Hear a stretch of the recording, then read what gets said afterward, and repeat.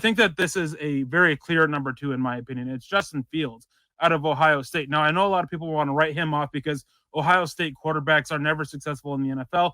Well, you don't scout by the school, you scout by the player, not the helmet. And Justin Fields is the best quarterback prospect we've seen coming out of Ohio State for a long time, much better than what we saw out of Dwayne Haskins. He does a lot of different things better, and he showed this growth that we just haven't seen from other Ohio State quarterbacks over the years. Now, he does get stuck on his first read a little bit, and one thing that was brought to my attention with this was the type of routes that Ohio State runs. Every single play, every single route are option routes, and the receivers have 2 or 3 options on what they can go based on what they're facing on the secondary with the secondary and the coverage.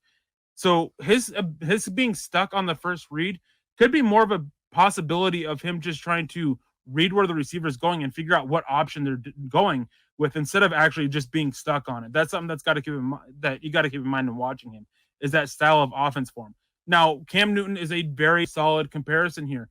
There is a bad tendency of him at times because of the options or him just getting stuck, whatever the case may be, that if that first read isn't there, he tends to take off a little bit. This was more so an issue in 2019 than 2020. It was one way where he really showed tremendous growth between the 2 years.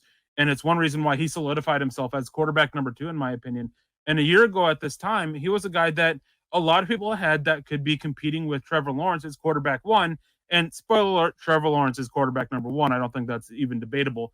But with Justin Fields, he just does so many things so well. He doesn't have these character or attitude concerns, things that were brought up with Dwayne Haskins.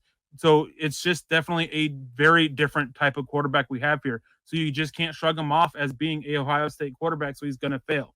Now, with Denver, I think that this is the quarterback because the NFL seems to be so weird on him. I saw Dane Brugler, a couple other people talking about how the range on Justin Fields seems to be top 10 pick to round 4 or 5 for some teams.